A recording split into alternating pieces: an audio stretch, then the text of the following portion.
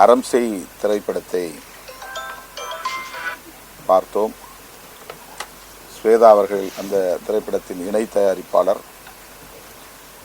இயக்குனர் பாலு எஸ் வைத்தியநாதன் அவர்கள் இந்த படத்தில் கதை நாயகனாகவும் பொறுப்பேற்று நடித்திருக்கிறார். ஆட்சி மாற்றம் அல்ல, அரசியல் மாற்றம் என்பதே நமது இலக்கு என்கிற கருப்பொருளை மையமாக கொண்டு இந்த திரைப்படத்தை அவர் உருவாக்கியிருக்கிறார். கல்லூரிகளை தனியார்மயமாக்குவது, அதனால் விளிம்புநிலை சமூகத்தை சார்ந்த மாணவர்கள் எவ்வாறு பாதிக்கப்படுகிறார்கள் என்பதை ஒரு கதை ஓட்டமாகவும்,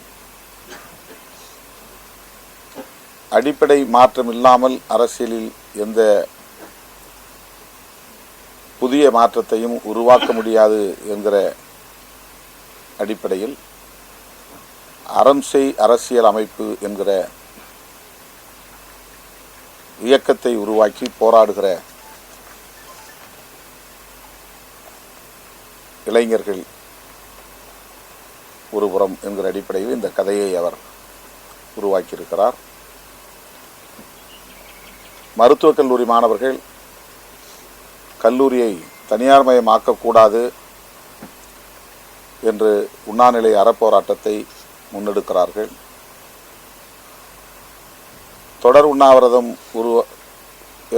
தொடர் உண்ணாவிரதத்தை நடத்தி தொடங்கி பிறகு அதனை சாகுமுறை உண்ணாநிலை அறப்போராட்டமாகவும் பரிணமித்து அரசியல் தலையீடுகளால் மாணவர்கள் வன்முறைக்கு இலக்காகிறார்கள். போராடுகிற மாணவி ஒருவர் படுகொலை செய்யப்படுகிறார். அந்த போராட்டம் அடுத்த கட்டத்தை நோக்கி நகர்கிற ஒரு நிலைப்பாட்டையும் இந்த திரைப்படத்தில் இயக்குனர் படைத்திருக்கிறார். ஒருபுறம் ஒட்டுமொத்தத்தில்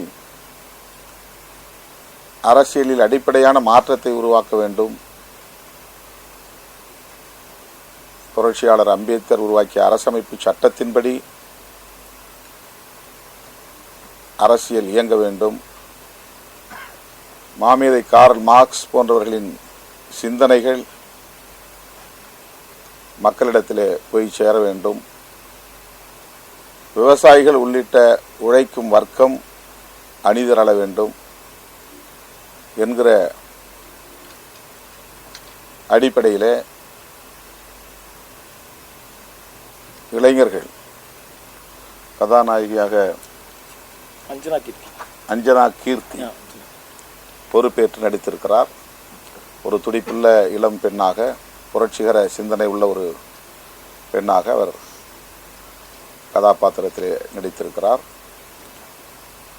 அறம் செய்வதே அரசியல் களம் என்ற கொள்கை முழக்கத்தோடு அவர்கள் ஒரு புதிய அமைப்பை உருவாக்குகிறார்கள்.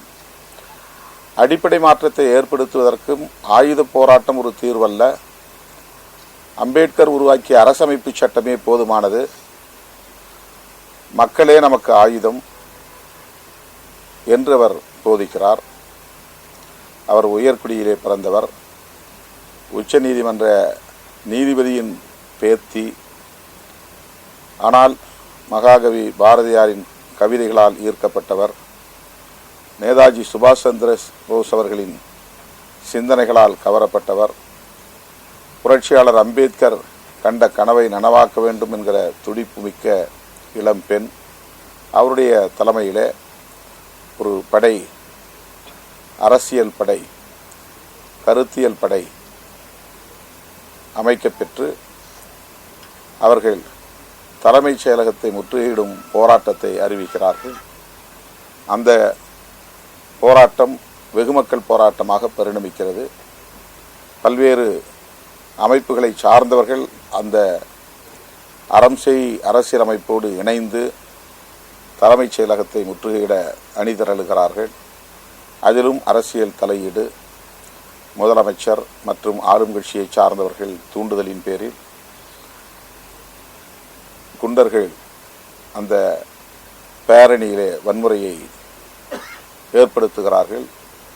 வெடிகுண்டு வீசி வன்முறை வெறியாட்டத்தில் இறங்குகிறார்கள். அதிலே 2 போராளிகள் உயிரிழக்கிறார்கள். அப்படி உயிரிழந்த நிலையிலும் கூட நம்முடைய பயணம் நின்றுவிடக்கூடாது, இலக்கை நோக்கிய பயணம் இன்னும் தீவிரப்பட வேண்டும் என்று இளைஞர்களுக்கு போதிக்கக்கூடிய ஒரு கதாபாத்திரத்தில் அஞ்சனா கீர்த்தி அவர்கள் நடித்திருக்கிறார்.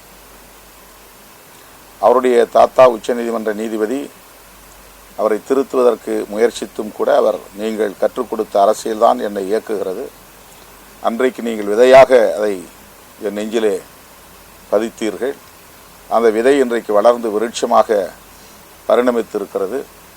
ஆகவே இந்த தேசத்தின் நலனுக்காக, மக்களின் விடுதலைக்காக நான் எதையும் எதிர்கொள்ள தயாராக இருக்கிறேன் என்று அவர் கிளம்புகிற போது, உங்கள் பாதை ஆபத்தானது, பாதுகாப்புக்கு என்னுடைய துப்பாக்கியை, கை துப்பாக்கியை வைத்துக்கொள் என்று தாத்தா கொடுக்கிற போது அந்த துப்பாக்கியை திருப்பி தாத்தாவிடத்திலே கொடுத்து, நாங்கள் நடத்துகிற போராட்டம் ஆபத்தானதுதான், ஆனால் அதற்கு ஆயுதம் ஒரு தீர்வல்ல, மக்களே எங்களுக்கு ஆயுதமாக இருக்கிறார்கள், எங்கள் மீது மக்கள் வைத்திருக்கிற நம்பிக்கையே எங்களுக்கு பாதுகாப்பு, எனவே ஆயுதம் தேவையில்லை என்று அந்த துப்பாக்கியையும் தன்னுடைய தாத்தாவிடத்திலே திருப்பி கொடுத்து விடுகிறார். இப்படி இயக்குனர் திலீபன் இயக்குனர் பாலு எஸ் வைத்தியநாதன் அவர்கள் திலீபன் என்கிற பாத்திரத்தில் நடிக்கிறார். கல்லூரி மாணவர்களின் போராட்டத்தை அவர் தலைமை தாங்கி வழிநடத்துகிறார். ஆனால் அந்த போராட்டத்திற்கு தீர்வு எட்டவில்லை, அது வெகுமக்கள் போராட்டமாக வடிவம் பெறவில்லை. எனவே அறம் செய் அரசியல் அமைப்போடு இணைந்து அரசியல் மாற்றத்திற்காக போராடுவதென்று முடிவெடுக்கிறார். அப்படிப்பட்ட ஒரு சூழலில் ஆயுதங்களோடு அந்த அமைப்பிலே தன்னை இணைத்துக் கொள்ள வேண்டும் என்று ஆயுதம் ஏந்தி வருகிற போது,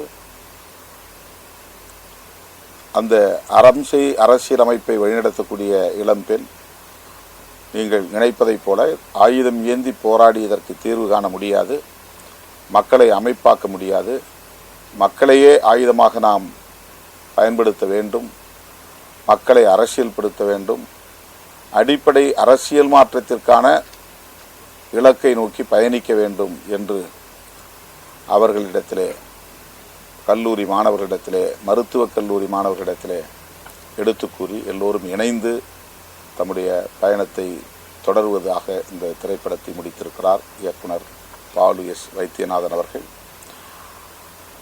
அரசியல் தலையீடுகளால் எப்படி மாணவ சமூகம் பாழாகிறது, இளைஞர்கள் எப்படி பாதிக்கப்படுகிறார்கள், கல்லூரிகளில் மாணவர்களிடையே கஞ்சா போதை பழக்கங்கள் எப்படி பரவி இருக்கிறது, மது பழக்கத்தால் எப்படி இளம் தலைமுறையினர் சீரழிகிறார்கள் என்பதை போன்ற காட்சிகளையும் ஆங்காங்கே அவர் இணைத்திருக்கிறார். அவருடைய நோக்கம் மிகவும் போற்றுதலுக்குரியது. ஆட்சி மாற்றத்திற்கான போராட்டமாக இல்லாமல் அடிப்படை மாற்றத்திற்கான போராட்டமாக நம்முடைய மக்கள் போராட்டம் பரிணமிக்க வேண்டும் என்பதுதான் இந்த திரைப்படத்தின் ஒற்றை வரி கருத்தாகும். ஒரு புரட்சிகரமான சிந்தனையை மையமாக கொண்டு, ஆயுதம் தீர்வல்ல, அறிவே ஆயுதமாக ஏந்தப்பட வேண்டும், அதற்கு நமக்கு தலைவர்கள் முன்மாதிரியாக வழிகாட்டியிருக்கிறார்கள். மார்க்ஸ், அம்பேத்கர், பெரியார் போன்ற அந்த தலைவர்களை நாம் உள்வாங்கிக் கொண்டு இந்த களத்தில் இயங்க வேண்டும் என்று இளம் தலைமுறையினருக்கு புரட்சிகரமான மாற்றம் நிகழ வேண்டும் என்று துடிக்கிற அனைவருக்கும் போதிக்கிற ஒரு படமாக, வழிகாட்டுகிற ஒரு படமாக பாலு எஸ் வைத்தியநாதன் அவர்களின் இந்த திரைப்படம் அறம் செய் என்பது அமைந்திருக்கிறது. இயக்குனருக்கு என்னுடைய வாழ்த்துக்கள், பாராட்டுகள். படம் ஃபுல்லா அரசியல் பேசிட்டு, ஆனா அறம் செய் நாங்கள் அரசியல் பேசவில்லை டைட்டில் வச்சிருக்காங்க, அது எப்படி பாக்குறீங்க? அதான் கட்சி அரசியல் பேசவில்லை என்று பொருள். அது பார்ட்டி பாலிடிக்ஸ் கிடையாது. நாங்கள் டிஎம்கேவை பற்றியோ ஏடிஎம்கேவை பற்றியோ அல்லது களத்தில் இருக்கிற எந்த குறிப்பிட்ட அரசியல் கட்சிகளை பற்றியோ பேசவில்லை. அறம் செய்யக்கூடிய அரசியலை பேசுகிறோம். அது அடிப்படையான அரசியல் மாற்றத்தை முன்னெடுக்கிற ஒரு அரசியல். அதற்கு ஆயுதம் ஏந்த வேண்டும் என்று நக்சல்வாதிகளாக மாற வேண்டும், காடுகளிலே பதுங்கி இருக்க வேண்டும், ஆயுத பயிற்சியை பெற வேண்டும் என்பதும் தேவையில்லை. அதே படத்திலே அவர் இடையிலே சொல்லுகிறார், தேசத்தின் நலனுக்காக இப்படி ஆயுதம் ஏந்திய பல பேர் அழித்தொழிக்கப்பட்டிருக்கிறார்கள், மக்களோடு நின்று பணியாற்றியவர்களும் கொல்லப்பட்டிருக்கிறார்கள் என்கிற வரிசையிலே பிரபாகரனையும் அவர் குறிப்பிடுகிறார். ஆகவே அரசமைப்பு சட்டத்தை பாதுகாத்து அதன் அடிப்படையிலே அரசியல் இயங்கினாலே போதும், இங்கு அரசியல் மாற்றம் நிகழும் என்பதுதான் இயக்குனர் பாலு எஸ் வைத்தியநாதன் சொல்ல வருகிற செய்தி.